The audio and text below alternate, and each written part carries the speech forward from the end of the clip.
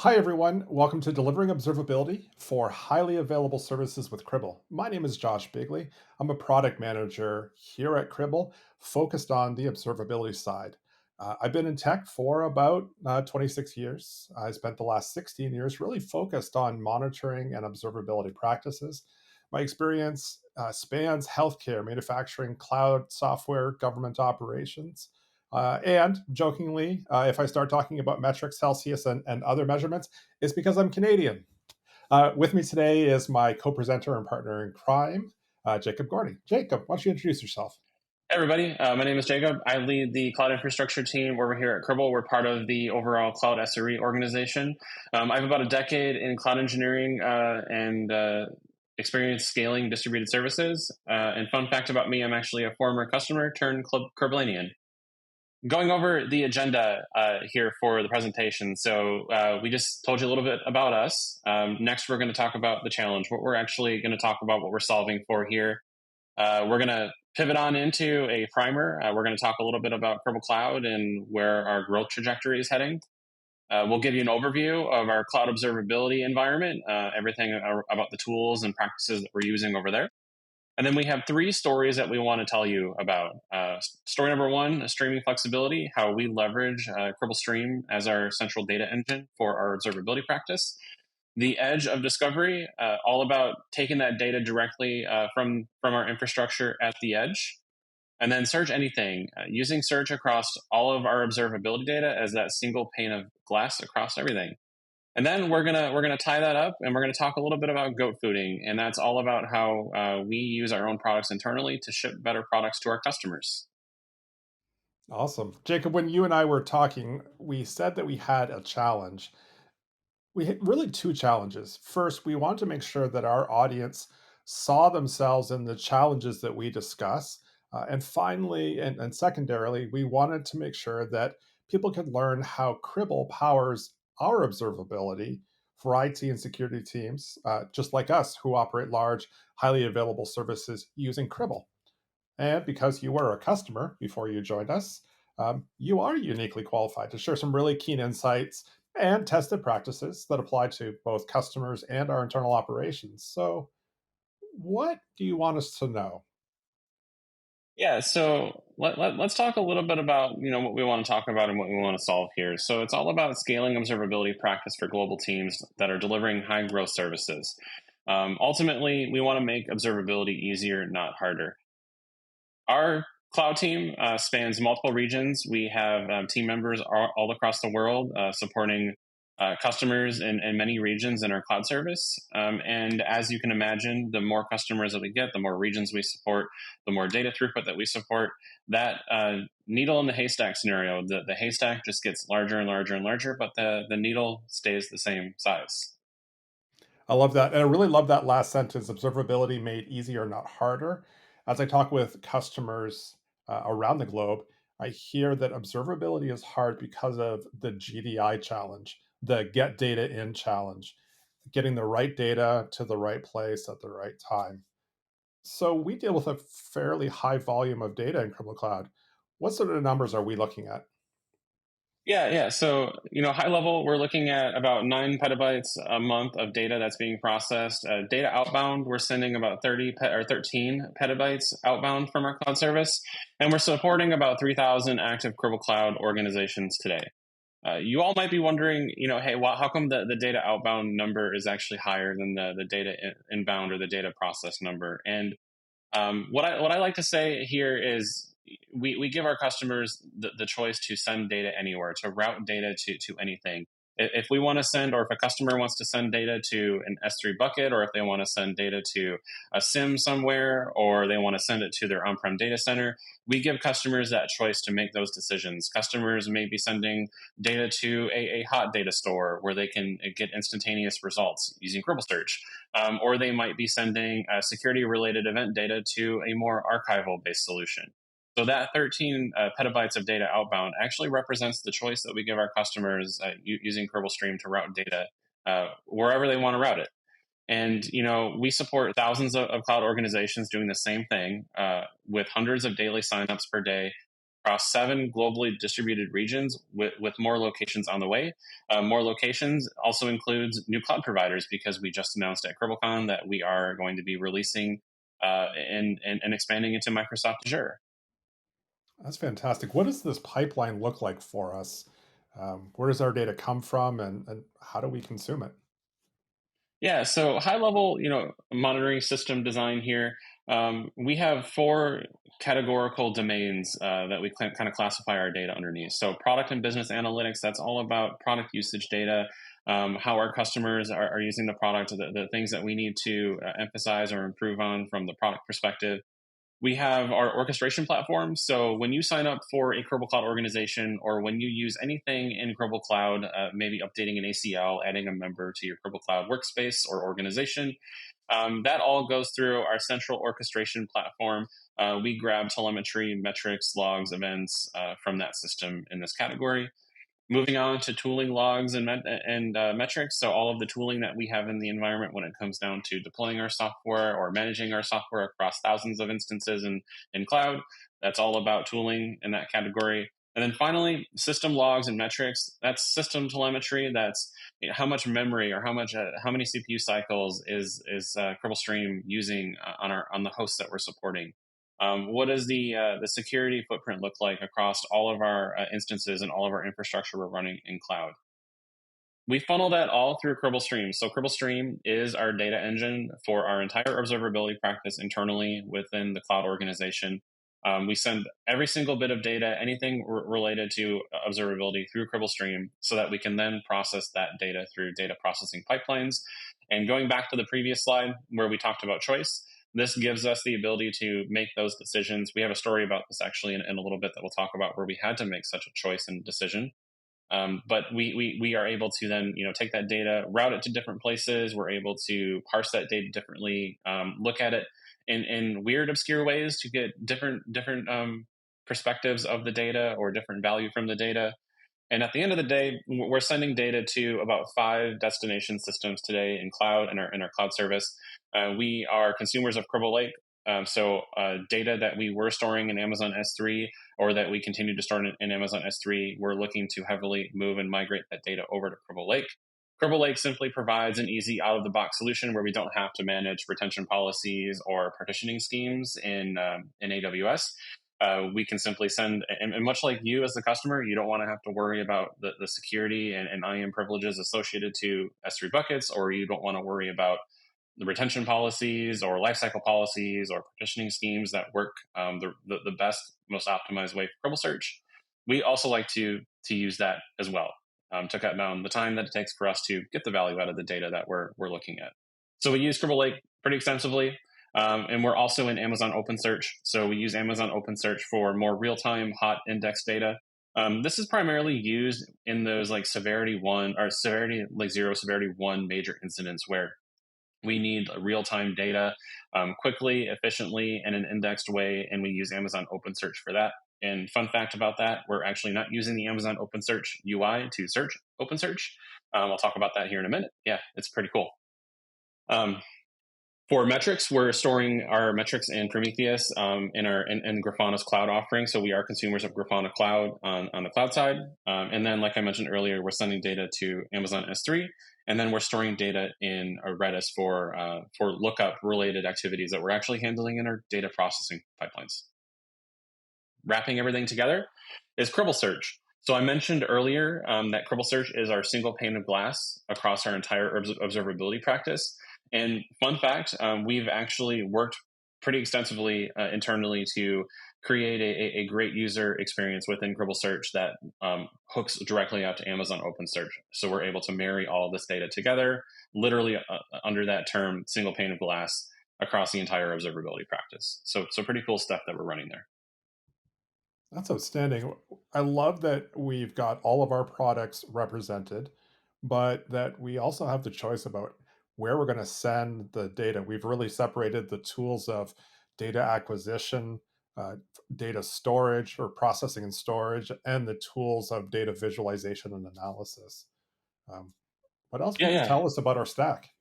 Yeah, absolutely, Josh. So just like kind of recapping everything that we were going over from a high level perspective, and talking about how we use our products for our observability practice. We're using Cribble Stream and Edge. Edge runs at the edge, literally across all of our cloud infrastructure. With Cribble Stream at the center, responsible for processing all of that metric and log data. It is the data engine for all of our data within our cloud observability practice. Edge is pretty unique in our environment. Well, unique in a sense of we get some really awesome capabilities out of it that we don't have to worry about in Cribble Stream. So Edge actually gives you the ability to route data to S3 directly. There are situations where maybe we just want to take data and we want to route it to S3. We don't want to have to worry about sending it through Cribble Stream. We are using Edge in some of those situations. We're using Edge to gather telemetry data and metric data in some of the same veins as well. We're trying to use up the capacity that we have at the edge. So across all of our cloud organizations, all of our infrastructure, we're not always using 100% CPU. We're not even using 50% CPU utilization, across the fleet. So there's a lot of spare compute there that we can leverage to our advantage to process data at the edge, and we try to take advantage of that whenever possible. We talked a little bit about our destinations. So we're sending data outbound to Prometheus, Cribble Lake, Amazon S3, OpenSearch Service, and Redis for enrichment within our data pipelines. And then kind of wrapping everything together, we have data in Lake that we're storing. A lot of our events and metrics are ending up there today. And we're wrapping Cribble Search across the entire observability practice, literally creating that single pane of glass where we can search anything from the recently announced Prometheus metric store capabilities all the way down to Amazon OpenSearch service. We're able to search all of that data pretty seamlessly, marry it together, pivot on that data within Cribble Search. Some of our customers talk about some really significant scale, many terabytes, even petabytes a day in some cases. What kind of scale are we running in cloud today? Yeah, so in cloud, across the entire environment, we're running about 6,400 edge nodes. We process 310 million events per day through our central stream instance, our data engine. We're storing about 650K active metric series in Prometheus. And stay tuned because I have a great story to tell about how we actually optimized the amount of active metric series that we were storing. We have 500 plus completed monthly search jobs. So we're heavy consumers of Cribble Search, with not just within the cloud teams, but organizationally across the entire engineering function. We scan about 250 million events across all of our data stores within those search jobs. And we're storing about 50 terabytes of object store data today. And we all love screenshots, and this is just one sliver of the entire observability practice and dashboards that we have within our environment. But I thought I'd give everybody just a sneak peek. Dashboards like this that we use to monitor the health and reliability of our cloud service on the back end. These types of dashboards are all driven using Edge, using our central stream instance to route data, to parse out data, to change and shape data. They all end up here, and they all fuel the way that we view our cloud service and measure reliability for our customers. As you were talking, I heard that the ability to send our data where we want to is extremely valuable to us. You talked about this streaming flexibility, this idea of I'm going to collect data and drop it in the place that I want. Super powerful. Did you know that the average team has 16 monitoring tools, and that the average organization has more than 25? That's an awful lot of agents and different types of telemetry and different formats being routed to different backends. This ability to choose where your data is going to land, what it looks like, what's in it, what format it's sent in and received in, uh, that is a really underrated value when teams need to make choices about the tooling that they're going to use. More and more, I'm hearing customers talk about this tool rationalization and data consolidation strategy, something that really kickstarts their observability journey. Um, and it's Cribble that's unlocking a lot of that choice and flexibility for them. I understand that we had to make some choices in our own tooling. Walk us through what happened. What choices did we make, and where did we land today? Yeah, absolutely. And that kind of goes into the first story that we want to talk about, and that's streaming flexibility.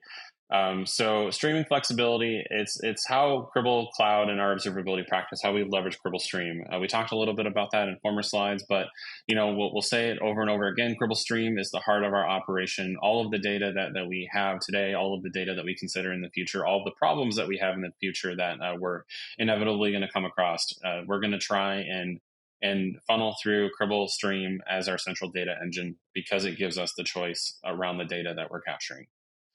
Cribble is a major consumer of Cribl.Cloud. So the stream service that we're running internally to route all of this data to manage all of this data coming through is actually a derivative of what our customers run in Cribl.Cloud. So we are running the same topology. We are running in Cribl.Cloud. We are using the same things our customers are using day in and day out to manage their own environments, to also manage our own environments. That ultimately lets us make quick decisions on the fly. We talked a little bit earlier about how we're moving data from S3 and we're leveraging more storage in Cribble Lake. I brought up earlier how the 650K active metric series in Grafana was an interesting metric. It was an interesting metric because that was actually approaching a million plus active metric series. And we all know the what happens come billing renewal time. We were facing a pretty hefty bill based on the amount of active metric series that we were storing in Prometheus. And we used Cribble Stream and metric aggregations to really bring that down. We reduced it actually more than half. So that 650K number that I quoted earlier is half of what we were sending to Grafana Cloud through Prometheus at one point in time. So a pretty awesome result from that. Just one example of many. And then we brought up Amazon OpenSearch and OpenSearch adoption in general for indexed events. We had a big need internally to make some second decisions around how our data was being routed, what data was being stored in a SIM versus not in a SIM, how our data was being stored and captured in S3. And we really pulled through evaluating different solutions and different philosophies on how we want to manage our data, allowing us to route data to different areas, different places, and ultimately Amazon OpenSearch was a great solution for us against the needs that we had at the time. And we'll talk a little bit more about how we improved that story by adding capabilities in Cribble Search to facilitate that for us. But Cribble Stream, at the end of the day, gives us the ability to choose what to do with our data when it matters the most. Really love that when customers ask, what kind of scale are you talking about? Like here at our company, we run high scale. I can point them to our Cribble on Cribble story and say, hey, we use our own products, and this is the kind of scale that we have. So your scale is very accessible. Brilliant. Have you got a brag slide for us? We all love dashboards, so I always got a brag slide. So here, we all know what the monitoring dashboard looks like, and this is a great example of the scale that we're running at on our own in our own version, or I'm sorry, service of Stream. So we're running about 8 worker groups today across 23 workers. We have about 296 active eCPUs, and we're processing, in this screenshot, for example, 15.32 million events. So we're putting the system through its paces. And going back to the story that we're telling, this is all in Cribl.Cloud. This is all using the same architecture, the same topology that our customers run on top of today. So pretty cool stuff. We love showing this. We think it's a great example of how how we scale internally, and it gives you a good perspective on what we're running in cloud and the scale that we're running at today. I love it. As a customer at a Fortune 25 company, not a Cribble customer, I mean, maybe not yet. Anytime a vendor would come in and say, oh, yeah, we can handle that scale, I would always respond, okay, sure, but can you handle cardinal scale? And inevitably, they would give us the tooling, we would break it because scaling is hard. And when you're working for a company like Cardinal Health, it's a literal life and death situation when you're delivering medications and medical supplies to frontline healthcare workers. I understand that we actually broke a few things on our own scale, but we also fixed them for ourselves and then, of course, our customers. What does our scale look like? What did we break, and really, how big is big? Yeah, so I think we announced unlimited edge agents at CribbleCon this year. I think that was marketing, engineering, and product announced 250,000 edge Oh, nodes on a single leader. But sure, Gotcha. Okay. unlimited, unlimited. Yeah. Okay, cool. In air quotes, right? So we talked a little bit about, well, Josh alluded to, scaling and internally, how we broke things. And that really leads to the story that we want to tell about Edge and how Cribl.Cloud and our observability practices leverage Cribble Edge. So going back to that unlimited scale story, or even scale in general, there was a time when Edge did not support more than a couple of thousand nodes. It seems like a very long time ago. But there was a time when Edge couldn't support a couple of thousand nodes connected to one stream leader. And what the cloud team decided to do was, okay, well, let's push the boundaries on that. Let's actually, we've done our own artificial testing internally against our leader. We had a good idea of where we could reach, but we really wanted to push that because, as a consumer of Cribble Edge internally, we needed more than 4,000 or a couple thousand edge nodes. We needed the scale that our customers were asking for. And that allowed us to really internally push the boundaries of Edge, push it way past the limits that we were publishing and within acceptable limits for our customers. And that unlocked an astronomical amount of data and insights to our engineering teams running Cribble Edge. It really gave them the perspective that they needed to talk about 5,000, 10,000, 25,000, and as Josh is saying, 250,000 connected edge nodes to one stream leader. So story there is within the cloud team, within Cribble, we love to push the boundaries. We love to really take the scale that we're running at, apply it to our products and see what happens. See what our customers are asking for. See where our customers need to get. Um, at the end of the day, we're using Cribble Edge for OS level telemetry and logs. We talked about that a little bit earlier in a few slides back, going over observability practice. We're grabbing product logs and metrics. So Cribble Edge is the agent, one of the only agents that runs across all of our infrastructure that's able to capture telemetry data, metric data, product logs. We're able to manipulate and manage that data at the edge or send it to a different source, or I'm sorry, a destination at the edge, which is pretty cool in certain situations.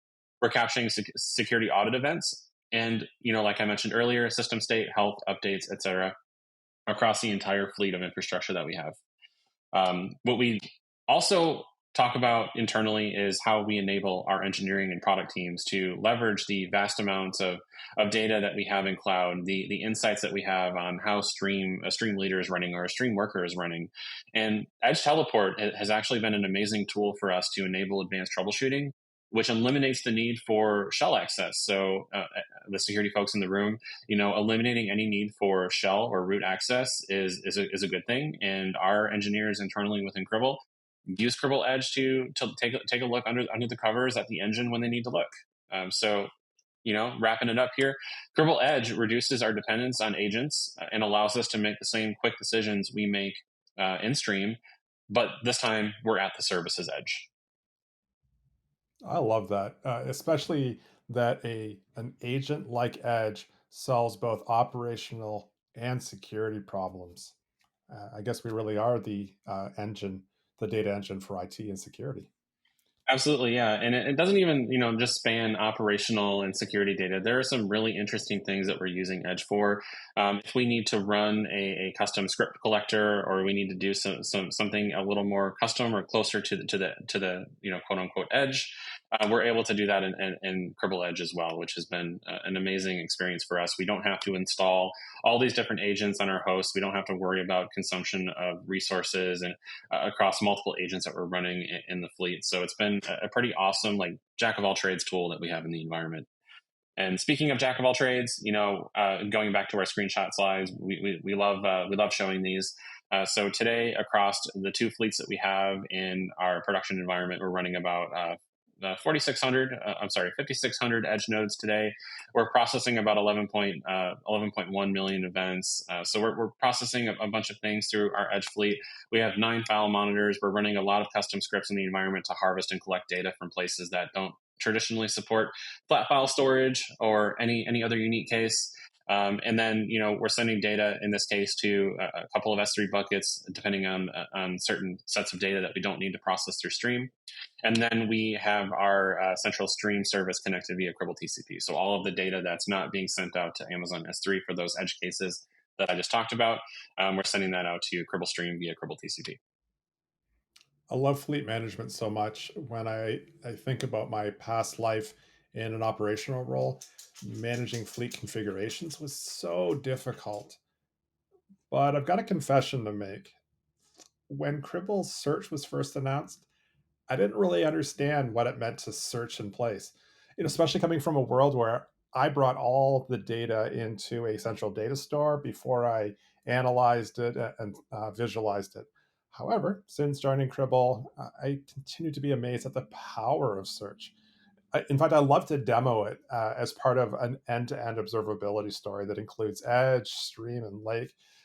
Search being that layer that enhances other observability platforms by helping to get the right data to the right place at the right time.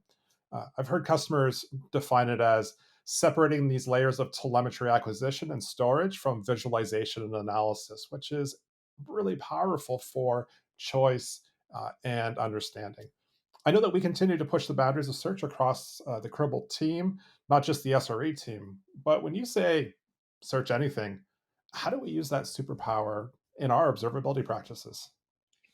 Yeah, and that brings us to our next story, search anything, and Cribble Search is quite simply the best complement to the existing tools and data that we have in the environment. No contest. All of our data is connected to Cribble Search and is instantly available, whether that be an S3 bucket, Cribble Lake, the Amazon Open Search service that we talked about earlier. We have all of that plumbed up to Cribble Search. It's all accessible. And that really enables a lot of things out of the box for us. So data that lives in S3 or data that lives in Cribble Lake or data that lives in Amazon's Open Search service, we're actually able to bring all that data together and really build complex queries that searches all different areas of all of our data across the entire environment. I go back and I'll keep saying the single pane of glass thing, but it is quite simply the single pane of glass. We can pull data from one data source. We can search data in another data source. It's super flexible, and more importantly, the search instance that we have and that we support within the product engineering organization is truly available to the entire product engineering team. That allows us to track the impact of bugs and performance issues. So when we ship a new version of Cribble to cloud, our engineering teams are instantly looking in Cribble Search. They're looking through the Amazon S3 data sets they have, the Cribble Search, the Cribble Lake data sets that we have. They're looking at stream logs, at metrics and performance. They're looking at the features that were released in the environment, and more importantly, the impact of those features. How are things performing? Is the feature working the way that we intended as customers start to use it? So it's been an amazing opportunity and tool for our engineering teams, not only to track the performance of the entire cloud ecosystem, but to also look for bugs and troubleshoot internal issues. And it really brings our product engineering teams closer to the products that our customers, just like ourselves, use every single day to drive critical operations and to drive their production services.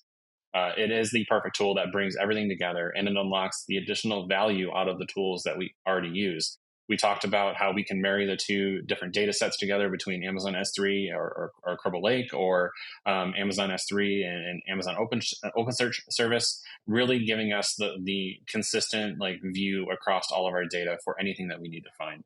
And going back to overview of where we're storing our data and why we're storing our data. So we're storing our data in three primary places today: Cribble Lake, Amazon S3, and Amazon Open Search service. I talked a little bit about the Open Search story earlier, but Open Search is the support specifically in Cribble Search. When we were making those decisions, when we were talking about how we needed to evolve our observability practice, how we needed to change the way that we were routing data and storing data, or using data internally for those incident scenarios or for those operational scenarios, and we met with the search team and we're like, hey, what if we had this really off the wall idea to use Amazon's Open Search service, but we weren't a big fan of the Open Search UI. We weren't a big fan of the way that you unlocked data in that platform.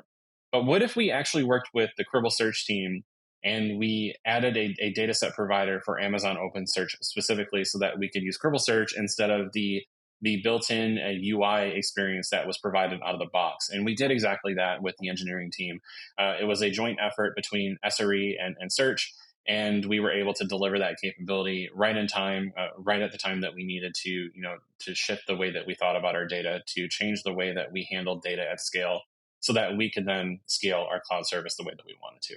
So at the end of the day, the rest of our data that isn't in OpenSearch, that isn't anywhere else, we're storing that in Cribble Lake first, and then we're capturing it in Amazon S3 as well. And because we love those screenshot slides, this is an example of the search history that we've driven over the last 24 hours. And what I really want to call out, and what's really awesome in this graph, is the investigation event that engineering drove when we released the new 7.0 release to our cloud service. You can see that up until the time when we released or shipped a new version in cloud, we experienced substantial growth in the number of searches over time. That was our product engineering team using the same products that our customer use in the production path, searching for issues or bugs or performance impacts or anything in the environment across all of those data sets. So pretty awesome to kind of see that trend whenever we have a major release or a major event like that. That is, again, so amazing that our engineering teams, our SRE teams, and I know even some non engineering folks who get into search and really dive into it, especially since we've added the ability to query Prometheus and Snowflake from within search. Absolutely mind blowing. Yeah, So and it's funny that you bring that up, Josh, because we talk about the cloud SRE team or the cloud team here, but this is truly a company culture, right? Our support engineers are using Cribble Search. Our product managers, like yourself, Josh, you're diving into Cribble Search. We're using Cribble Search from the data and business analytics side, like Josh alluded to with the new Snowflake integration. So this is just one very small targeted example of a culture that we're driving internally here at Cribble, and that's goat fooding across the board, across all of our products, across our entire portfolio. I love this concept of goat fooding. I've been around for an awful long time. The gray hair proves it. And I've determined that the best way to understand whether or not a product is best in class, whether it's software, whether it's some sort of service or a physical product, it's really quite simple. I mean, now that I've learned it, it's quite simple. If a company says, my product is best in class and it solves this problem, the first question you should ask is, how do you use that product in your own environment? Companies that are not using their own products in their own environment are not selling best in class. If they were, they would choose to use them. And that's what I love about Cribble. We use our own products. We use all of our own products. We solve the same problems that our customers are facing. And because we love goats, we call it goat fooding. So, Jacob, what is your favorite example of goat fooding at Cribble? Yeah, goat fooding is our unique spin for dog fooding as we know it across our different areas and companies. But Cribble products are used for all production cloud services internally to Cribble. Period. If we can't tackle a problem with the Cribble first approach, if we can't solve problems with a Cribble product, we try our best to evaluate what the problem is that we're solving, and more importantly, what we need to do within our products to solve the problems that we have. Because if we have this problem, I'm sure a customer has this problem. I'm sure I could go into our tracking system today and pull up a ticket with a customer request with the same problem that we're actually facing and trying to solve internally. So we try to tackle problems with that Cribble first approach, with the Cribble hat on all the time. And by doing that, we drive product features and bugs from the inside out. And like we talked about earlier with the Edge story, we push the boundaries while doing that. We use our products everywhere in the company, whether that be cloud, whether that be our support organization or our sales organization or business and analytics. We solve problems all over the place with our own products. And if we don't use Cribble products to solve our problems, how can we be sure the challenges our customers faced are solved as well? It's a thing that we follow pretty heavily internally here at Cribble, and we try to push the boundaries while doing it. How we drive product quality. Cribble.Cloud's observability tooling is used by the entire organization.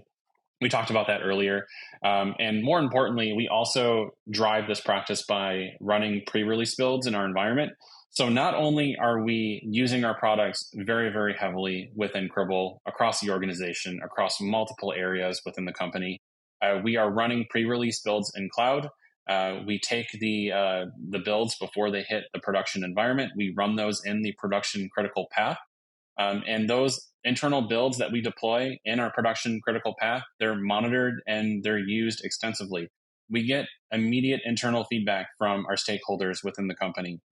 We file bugs and we address issues before reaching our customers. And we gain a deep understanding and a bunch of feedback of new product features and capabilities that we could use to enhance the thing that we're using.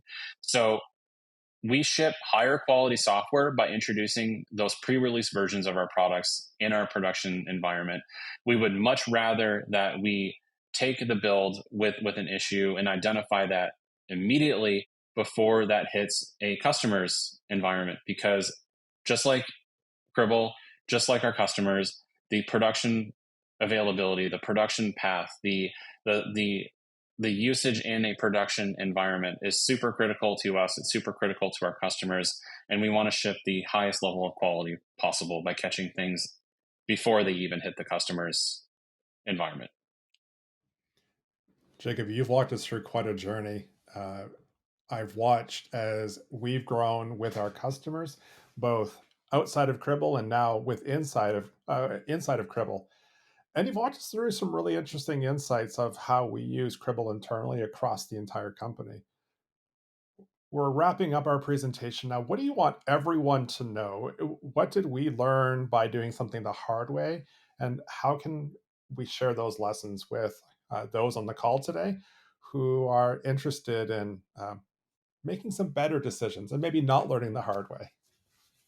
Yeah. So, some major highlights and recaps of our presentation here. Cribble uses the full suite of products and services in production to support Cribl.Cloud. That allows us to internally test, internally catch bugs before they hit the customer's environment, before they hit your production critical path workloads. Internal customers are customers. We leverage every opportunity we can get. If we face an internal issue, if we have a critical bug in the environment that's causing us to have a problem in our critical path, we follow the same incident management process that we would with a production facing customer. It is the same internally as it is for our customers. Stream, Edge, Search, and Lake allows us to grow with our service and make data decisions at supersonic speed. A testament to that was the decisions that we had to make around our central SIM tool and data routing, around the Prometheus active metric series that we had to optimize. We are able to make decisions across the board. If we need to make them at the edge, we can make them in Cribble Edge. If we need to change the way that we're routing data or storing data or capturing data or analyzing data, we can do that in our central engine, Cribble Stream.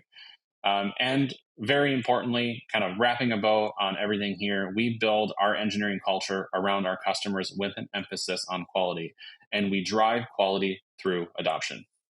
Yeah, thank you very much, and we hope that you enjoyed our presentation, and see you all later. Thank you.